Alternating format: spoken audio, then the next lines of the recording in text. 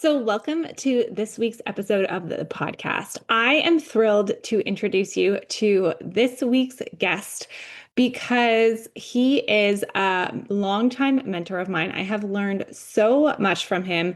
And if you ever want to run workshops, be it live or virtual workshops like I do, if you would like to run webinars or any kind of presentation to sell your programs, he is absolutely the go-to. His name is Colin Boyd. And if you've been in my world for any length of time, you've likely heard his name before.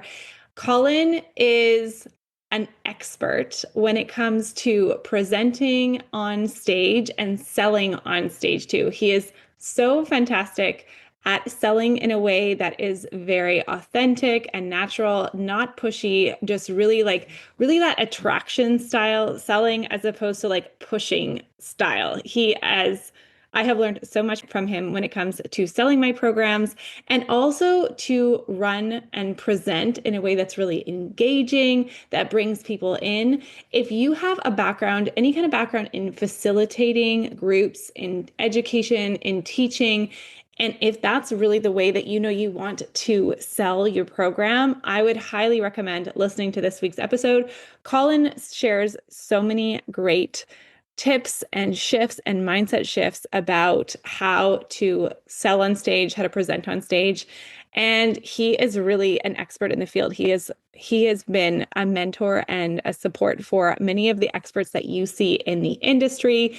And he has a program called Sell from Stage Academy, and he has written a new book, which he is going to be sharing all about on today's podcast. He is absolutely a go-to, and I'm thrilled to introduce him to our podcast. So without further ado, let's play that tape with Colin Boyd. Welcome to the Align and Inspire podcast. I'm your host, Laura Monique, teacher and curriculum writer turned program mentor and business strategist for coaches, educators, and mentors, and creator of Signature Program Design. I've helped dozens of established coaches like you create their own signature program that creates incredible transformations and consistent growing revenue in their business. Whether you've created a program that felt off in some way, maybe it felt scattered or heavy or just hard to sell, or you're delivering results one-on-one and you want to create a more scalable offer, this is the podcast for you. Here you'll find practical strategies, encouragement, and inspiration to create the offer that you will be known for, that feels aligned, and that you are really meant to create to inspire others. Let's dive in. So welcome to another episode. I am thrilled to have you here, and I have my guest speaker. His name is Colin Boyd, and he is one of my mentors. I have learned so much from Colin, and I know that you will learn a lot from him as well on this episode. So welcome to the podcast, Colin. Thanks, Lauren. Hey, it's a pleasure to be here. Yeah, thanks so much for coming. How about we get started and just let the audience know a little bit about who you are and who you help? So I help people design high converting presentations to get them clients. That's my main focus. So it's speaking, it's selling from stages, whether it be virtual or in person. I have a lot of coaches and course creators and kind of that expert industry, a lot of even speakers come to work with me.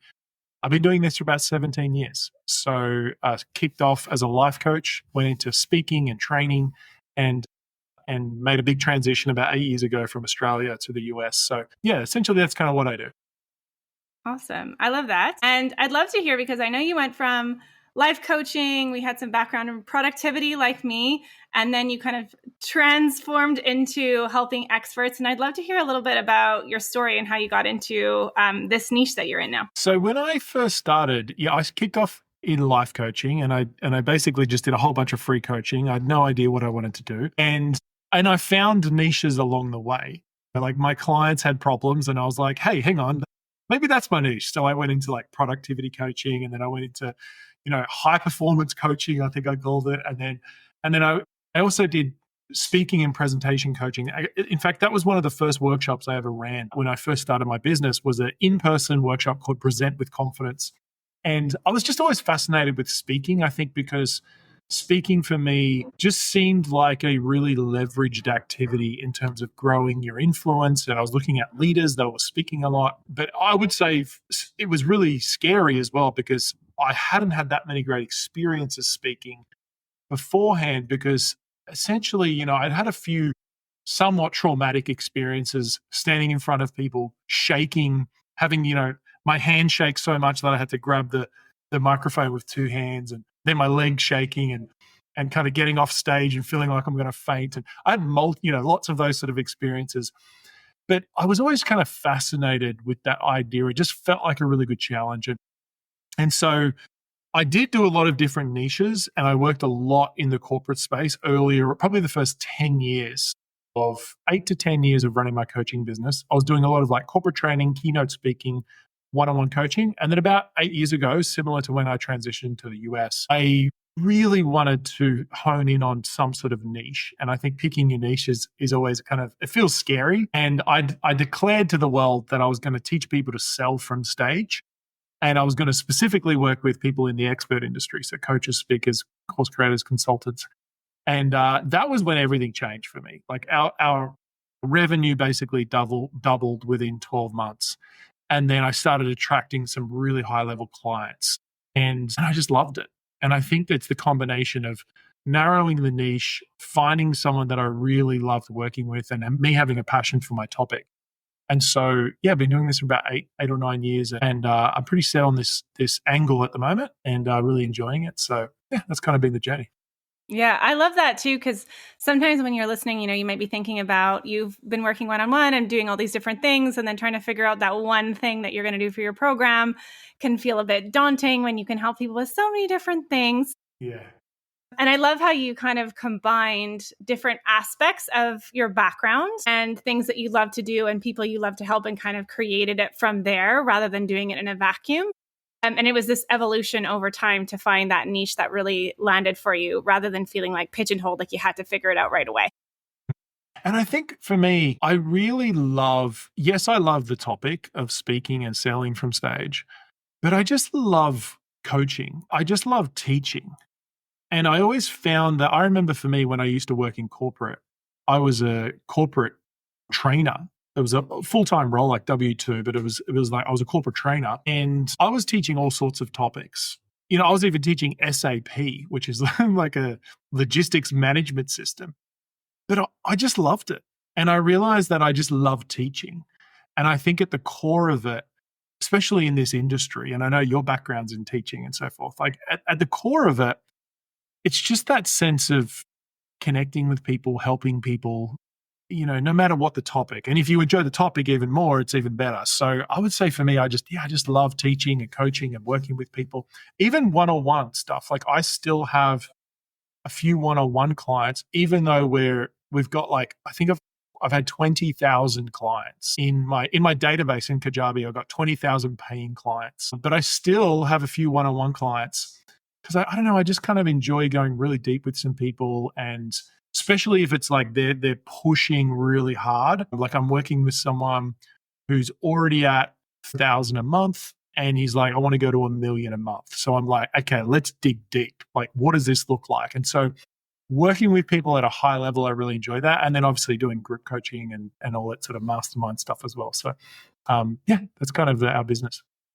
Yeah, I love that you focus on that too, because like the thing that I absolutely love is obviously teaching, and I love coaching and teaching. And I liked it when I was teaching French immersion to grade 11s, and I like it more working with adults, but I've always loved it. And I'm really happy with the niche it is. But then it's like, it comes down to like, you'll always feel that fulfillment, and it doesn't have to be like the subject or the niche that you pick. Like, I think we sometimes put so much energy into it, and that really is like comes down to the core of it. And you can kind of look at it in a little bit of a lighter lens that way. Yeah, I agree. Yeah.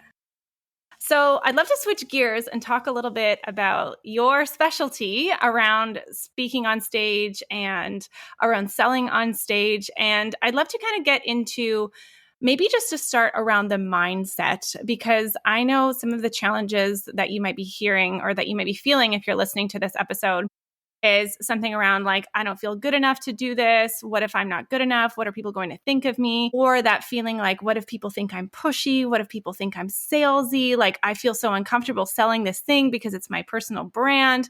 Like, how do you kind of look at the mindset around being on stage in that way? Well, I think usually, I mean, I've got this whole like structure, which I know you're familiar with, about the steps of really moving from at the lowest level, focusing on yourself, which is you're asking questions like, what will people think of me? Will they like me? Will they like my content? Will I be good enough? Will they judge me?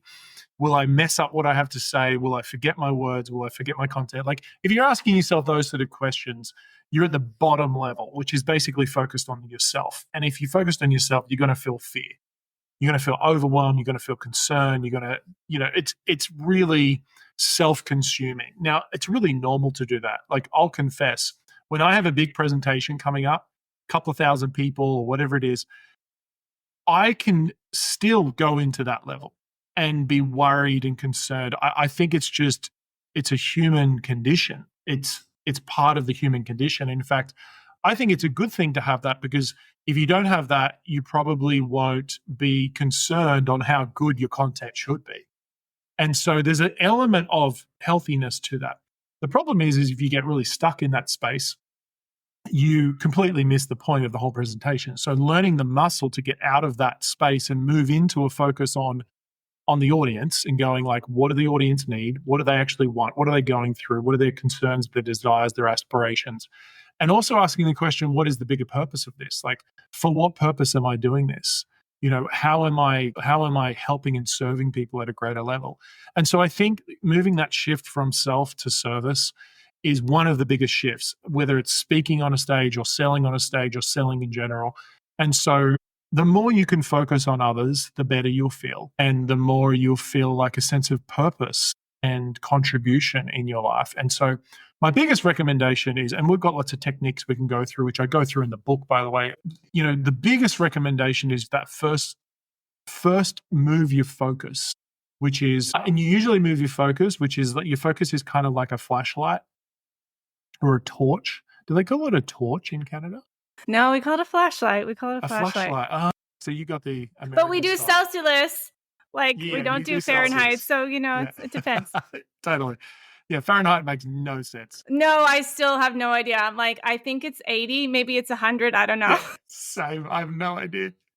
But anyway, so it's like a flashlight, right? And so you're kind of moving it around. And what drives a flashlight is usually questions. So if you want to change your focus, you change the questions, and you have to be conscious of the questions you ask. And so unconsciously, you're going to ask questions like, will this go well? Will they like me? Will they judge me? Will this be good enough? And so consciously, you have to ask a question like, for what purpose am I doing this? What am I grateful for in this opportunity? The one that I love the most is, what is my audience really going through? Like, what are the challenges, the difficulties that they're feeling on a daily basis that I can really care about and lean into and show them that I can help them with? That's a kicker for me. I picture someone, a real person who's going through something and they're facing difficulty, and I'm like, it just gives me empathy for them. And as soon as I have empathy for my audience, I'm a better speaker, I'm a better marketer, a better communicator.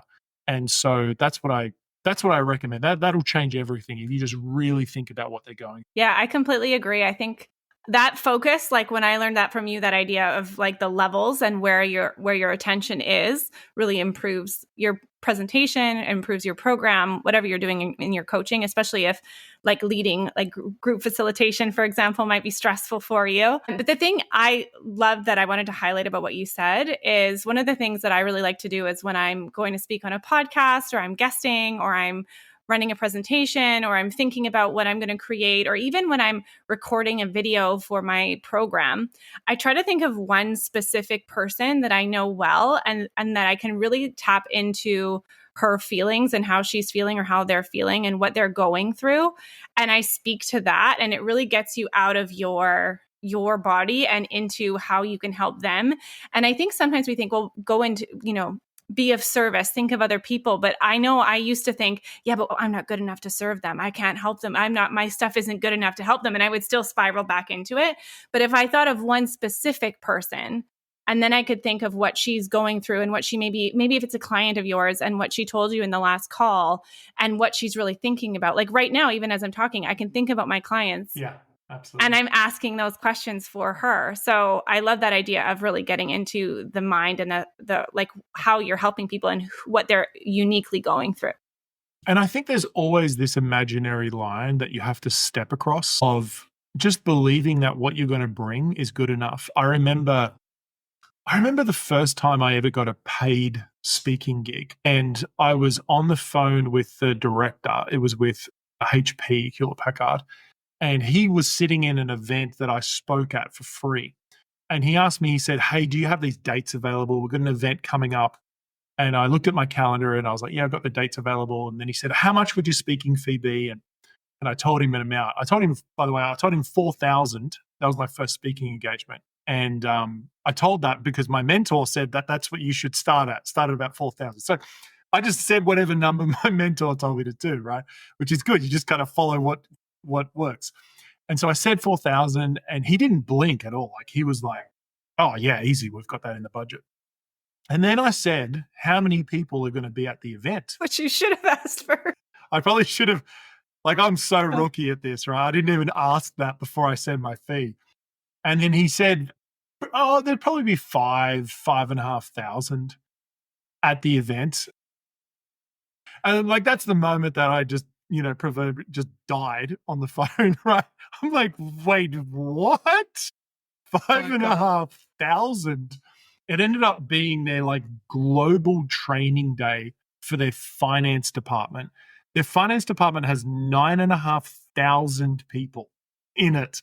So it was like half of their finance department across the globe. And it was like a 3-hour speaking engagement that I had to do. But this was the thing that came up for me of like, who the heck am I? Like, does he not even know that I don't get paid for this? Like, this is the first time he definitely doesn't know that I don't do this professionally yet. But I remember there was this moment where I realized that I wouldn't have attracted this opportunity. This opportunity wouldn't have shown up if I wasn't ready for it.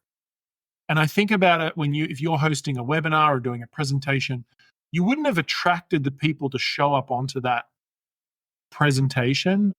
You wouldn't be in front of those people if you weren't ready for them at that level. Now, I'm not saying you're ready for the next level. I'm not saying you're ready for the highest level yet. But the assumption I always go with is these people wouldn't be in front of me if I wasn't ready to help them at this level. And I do think that there are levels that you go to in your speaking. There are very high risk. I mean, there are stages where you mess that up, that can tarnish your career. But you would never step onto that stage. You wouldn't even attract that stage initially. And so the idea of like just starting with where you're at, sometimes people always say like, they'll go, oh my gosh, it must be easy for you because you have 3,000 people on your webinar. No wonder you make millions of dollars a year. But it's like, yeah, but do you know who I had to become to attract that and create that? Do you know I had to show up with 5 people on my webinar for 3 years before I could move to 300 people on my webinar, before I could move to 1,000 people? It's like, you start at the level you're at and you just build from there. And so I find a lot of the time people they complain or they compare on like where people are at and where they're at. But it's like, just show up with where you're at, build with what you've got there. And if someone shows up or a lot of people show up, that's probably because you're ready for it. And if they don't, you're not ready for it yet. And so the question is always like, how must I show up for my next level to be created? Mm-hmm. And how can I become ready for that next level? Come on. Yeah. That's so good. The thing I love about that too is like when you think about, like sometimes I think people will say like, well, what if I'm not good enough for this? Or what if I'm not, if you get in your head about it. But my thought too is like, I have this really strong belief that I wouldn't have this dream or this goal, this next goal of mine, if it wasn't possible for me. Like I never wanted to be a professional basketball player. Like Colin and I have met in real life. And Colin, what are you, like 6'4" or something like that? Yeah. And I'm 5'3". I'm not meant to be a basketball player. I'm not interested in sports. Like, it never occurred to me to want to do that. Like, that's not meant for me. But like this, what I'm doing now, like I've wanted to do it. I imagined myself living the life that I live now because it was possible for me. So I really feel like if it's something that if you have this dream or this next goal that you want to create, like, it's possible for you. Like, you wouldn't have it if it wasn't possible for you. Yeah, it's a desire, not a delusion. Yeah. Now, I've met some people with delusions, I'm not going to lie, but you've got enough emotional maturity to kind of work out what's a delusion, what's a desire, hopefully for me as well. Yeah, I feel like we're okay on that one. Yeah, totally. We're there. So what if you're going to actually sell something on stage? Like, what if you feel good presenting, you're helping, you're providing value, and then you feel like, oh, I have to pitch something, and what are they going to think of me? And I shouldn't be doing this, and this is so gross, or what are they going to think, or blah, blah, blah. What would you recommend for that? Well, I mean, there's a lot going on here. So with this question, I love it. First of all, I think you need to see the offer or the next step that you make. That is just part and parcel of the whole service of what you're doing. So rather than seeing the offer being separate from the presentation, like the offer is the thing where you're asking or you're taking from people, and the presentation is where you're giving, you got to see it as one thing. It's one ecological system that has different energies in it. But it's like a yin and a yang. It's one system that works together. And so sometimes people also make the mistake of thinking I sell at the end when I make the offer. But if you view it like that, it's not going to go really well. And it's also going to kind of be off in terms of the energy of it. So for me, I view the whole thing is the offer. It's like right from the moment that they opt into maybe the registration page, or they purchase their ticket for their in-person event, or whatever it is, the whole thing, all the way leading up to the offer and even after the offer, like that is the offer, the whole thing. It's the whole presentation, the whole experience is the process. And so if you do that well, your offer is going to convert so much higher. And the mistake that people make is they go, okay, I'm going to build a presentation. I'm going to put lots of stuff that's really useful. I'm probably going to go into my course or into my coaching program, pull out some really cool ideas that I know my clients love. And I'm going to teach on that. And then they're going to love that. And then I'm going to make this really awkward transition and then make a pitch. Right. And then so your cool factor goes from like, you're amazing. And then like hits the floor and everyone's feeling uncool and uncomfortable. But rather than seeing it like that, of like, I teach really valuable stuff, then I just like pitch something, I think we need to see it as the offer will be there for people who are ready to make the next level of commitment. And it's not for everyone. And I think that's a good thing. Not everyone's going to be ready for that. So don't even have that expectation. The expectation, I think, is more healthy, is to go for the right person. If I can design this presentation right, they'll get value no matter what. But for the right person, they'll have their resistance removed, their desire increased, and maybe their motivation amplified, and they'll be ready to take that next step. And that next step will transform them into the next level that they want to go to. And so for me, making an offer is really just offering someone a space to commit to themselves and the goals that they already have on the next level, right? And if you're any good at what you do, people will come into that space, have a great experience, and refer their friends and stay for a long time. And so delivering a great product is a totally different conversation. And I think sometimes people, they've had some poor experiences of coaching programs or products or containers, and then they almost like take that and go, look, I don't want to do that to someone. Mm-hmm. Right? And they project a bad experience that they've had of either being sold to or a bad experience of coaching. And they're like, I just never want to do that to someone. And so I think they project that onto, and it limits the transformation that you can really see. And once again, even with a delivery and offer, as you grow and you scale, it's not everyone is going to have the most incredible experience, but you're going to have a subset of people, or hopefully a good majority, who go like, this was unbelievable. Like, this is really what I wanted. And the more synergy you can get with that, of like identifying who this really is for, and they enter, then they just have an even better experience. And so like, that's that whole journey. But yeah, for me, the goal is like not just seeing the presentation as separate to the offer. The selling doesn't start at the offer. The selling starts from the moment they opt in. And the thing I love about that too is it's like, we're not thinking about offering something that people don't want. It's already something that they want, and you're just helping them commit to themselves. Like when I think about the people who get the best results with me is because they have, like, they might have an alignment with me, and I can offer like my skills and the things that I can support you with. But ultimately, you also have to decide that this is what you want and you're committing to that result, right? And so you're just helping people who already want that thing rather than trying to sell something they don't even want in the first place. Yeah. If you look at the selling journey or the buying journey, it's so much easier to work with someone who already knows the problem they have and are somewhat aware of the solution that they want. They just haven't found the right person yet, the right provider yet. And so if you're kind of in the process of selling to people who aren't even problem aware or aren't solution aware, it's just a lot tougher. And so I think, if you think about your audience, and this is even an audience conversation of going like, what is the best fit for my type of audience, where they're problem and where they're solution aware, they're just not me aware. And if you can find the problem aware, solution aware, they're like, so for me, it's like, they're aware that their business isn't growing to the level they want, and they're aware that they want to learn how to run a high converting presentation, or they want to become a better speaker. They know they want to do those two things. They've got a problem. They know they want to be a speaker. Now, I will do a little bit of work showing them that speaking is a really great pathway. But if I can more just show them, like, really just amplify the power of it, then it's just so much easier to get clients, as opposed to, like focusing on people who maybe they don't even know if they want to be an expert or run an expert business. It's like, that's going to be a tough sell. Yeah. Yeah, like, because when I think about when I discovered your work a number of years ago now, I had already been running webinars. I'd already been doing presentations. Yes. They just weren't I didn't feel good about it. I didn't feel great about the content that I was doing. I wasn't really sure how to not just teach, because that's my natural way. And so I was like, this isn't really effective. I want to find a better strategy, like a specific. And so I found your work, and that was like, I was already on that path, versus someone who like you had to convince me that webinars were the way to go. You know what I mean?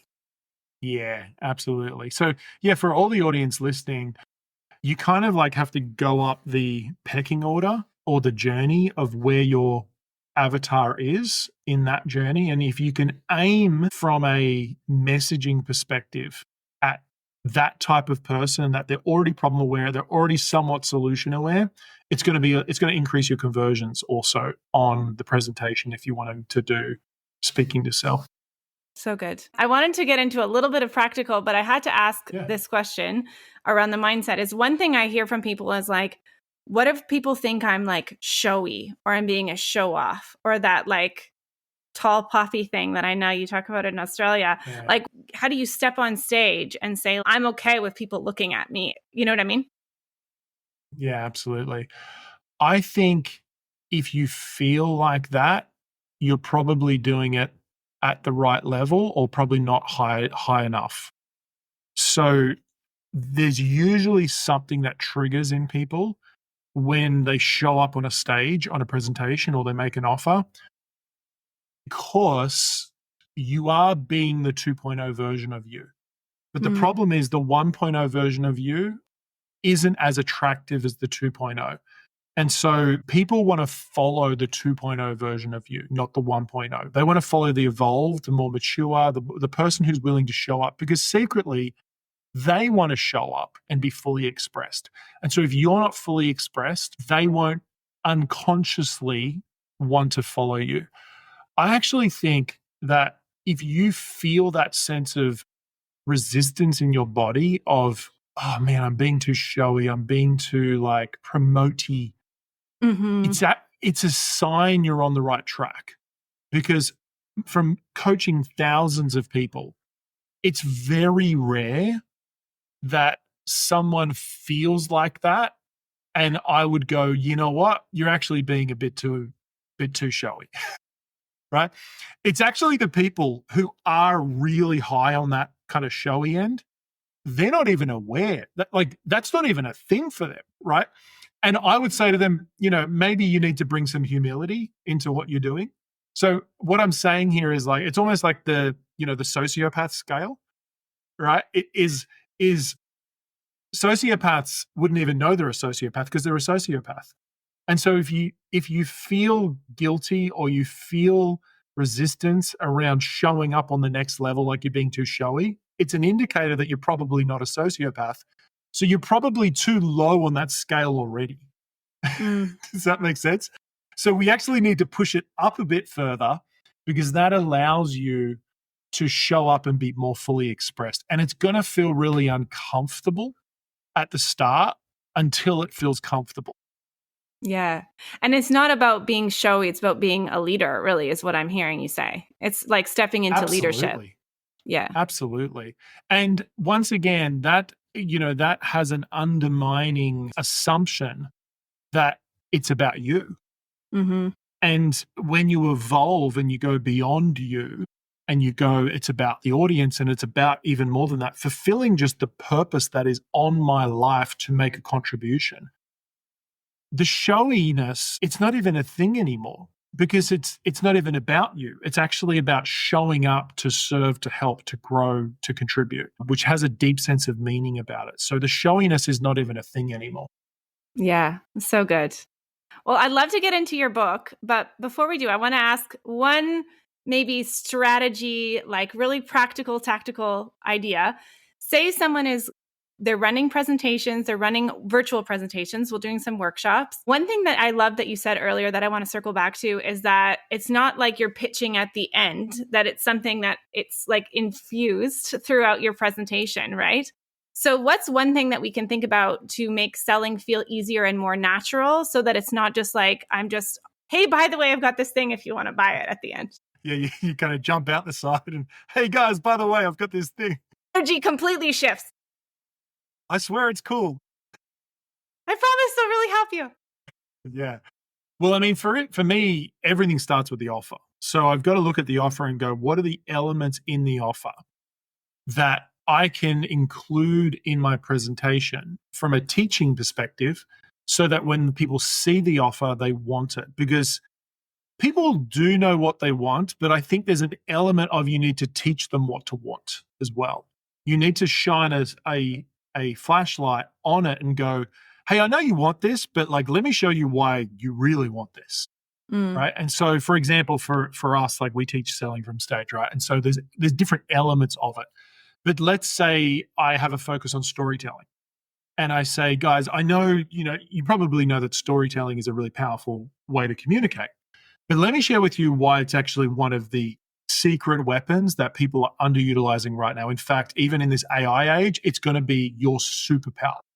And then I go into it and I amplify it and I talk about it, a framework for it. I talk about a case study for it. I ask them some questions around what's limiting them with their storytelling and if they got this dial, what it could give them. I really create a whole lot of motivation with some teaching at a high level, a case study, a story. I amplify the importance of it, the urgency of it.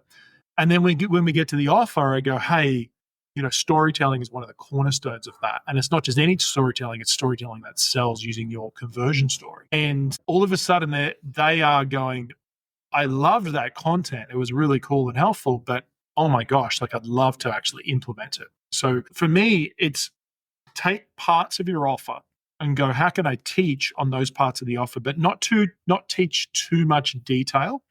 There's this imaginary line called lose the sale line, which I know you know about.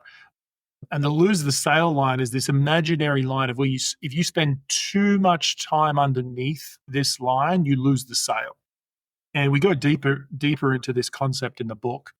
But essentially, it is, and this, by the way, this can happen on a one-on-one call as well. Not that we're talking about that, but if you spend too much time below this line, you lose the sale one-on-one as well.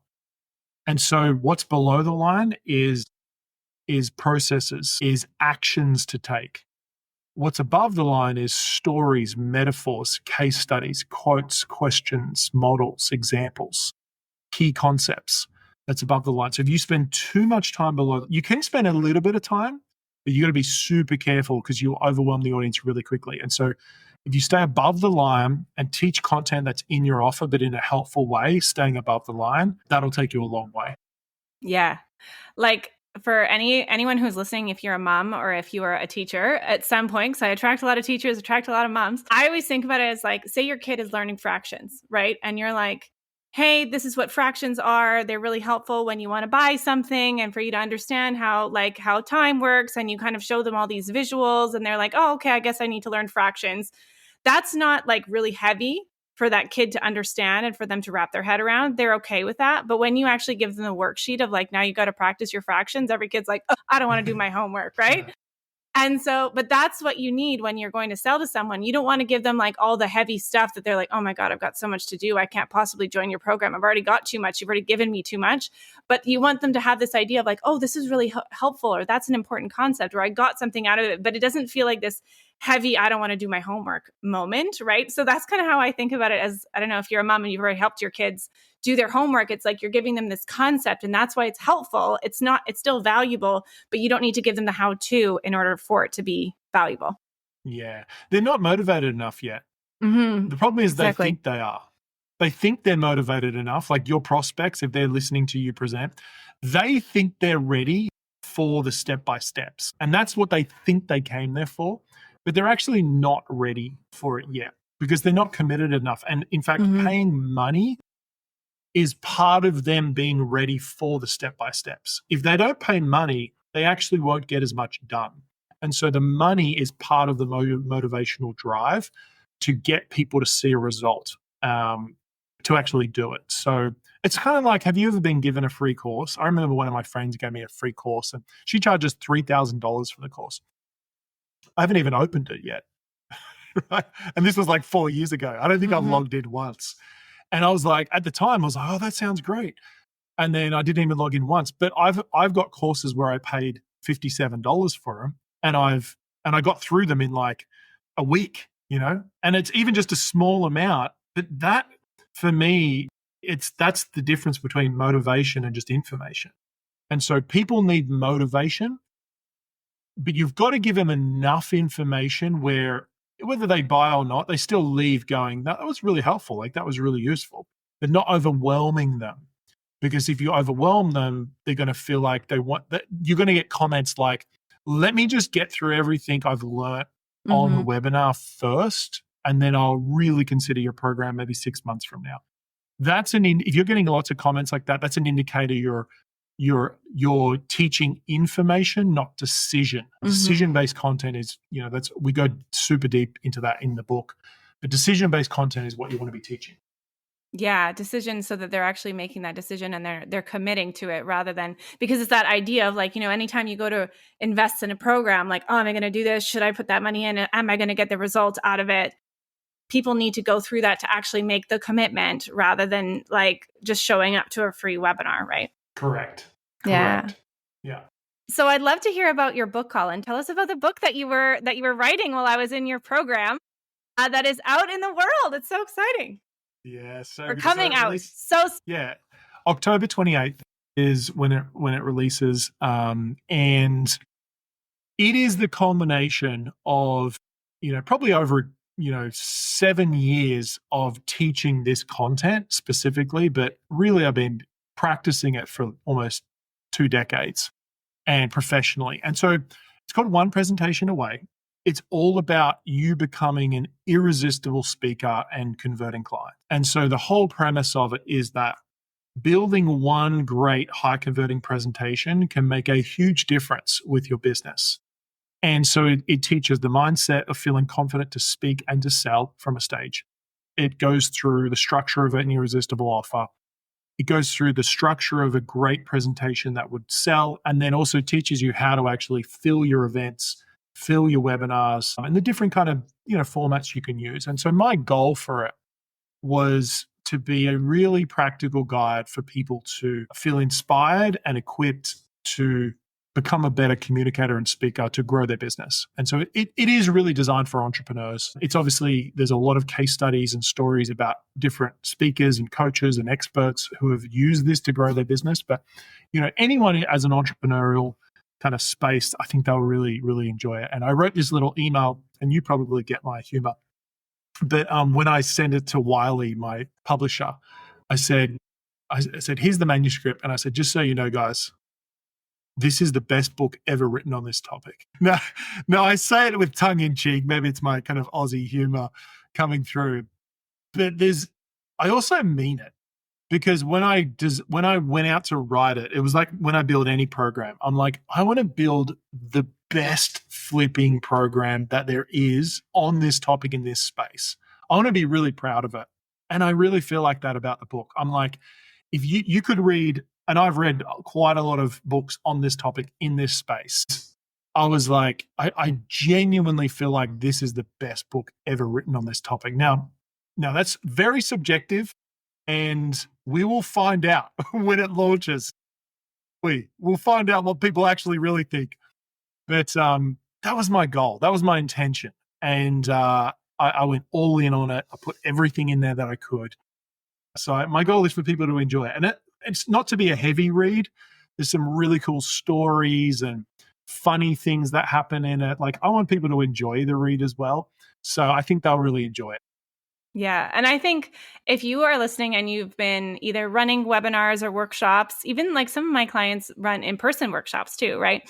Whether you're doing it in person or you're doing it virtually, or you've been thinking about it, or if you come from some sort of background where you really enjoy like facilitating a group, maybe you have a teaching background, maybe you have some sort of mentoring background, even mentoring in your career of some sort. I think if speaking like appeals to you as a way to actually sell your program, because that's one of the things that I talk about a lot, is a lot of times people just post on Instagram and wonder why they're not getting more sales, right? You need to have a sales system. You need to have a sales strategy or sales mechanism, and find one that really feels aligned for you, that works for you, that feels really good. Like, I know for me, like, I love to teach. Like, being on stage is my thing. But even if you're a little bit wary of being on stage and you love the idea of teaching, you love the idea of presenting and supporting people in that live way, if that appeals to you, I would highly recommend it, because I have learned all sorts of different sales strategies and different selling systems and things like that. But if you really relate to what I do and my style, I think Colin's will really work for you, because it's speaking on stage and it's selling, but it feels really good. Like, people constantly email me about how much they love my webinars, even if they don't sign up for my program. Like, constantly comment like, "Oh, you're such a fantastic speaker." And I'm like, I learned from Colin. So I would really recommend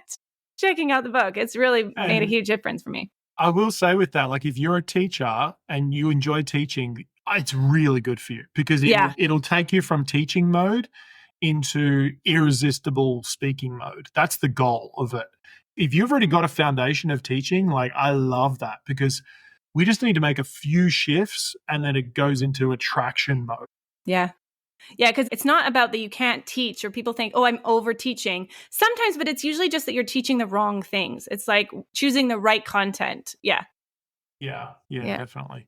And there's some really cool bonuses, I will say, if people go and grab it now while we're in the pre-launch period. So there is some guides that I've got that won't be available soon. There's a breakdown of a bunch of people who have done $100,000 in one presentation, and we just unpacked how they did it, what it looked like, what the presentation was designed like. So it's like behind the scenes stuff. So there's some really cool like bonuses for people for free if they go and grab the book at one presentation away. Yeah, and we'll link all of that up in the show notes so you can check it out. At the time of this recording, we're still in the pre-order bonus phase, so you can check that out. And if not, yes, definitely check out the book, because I'm sure it will be really, really helpful for you. Colin, thanks so much for coming on the podcast. Is there anything that you would add to call this episode complete? Yeah, is that you're amazing.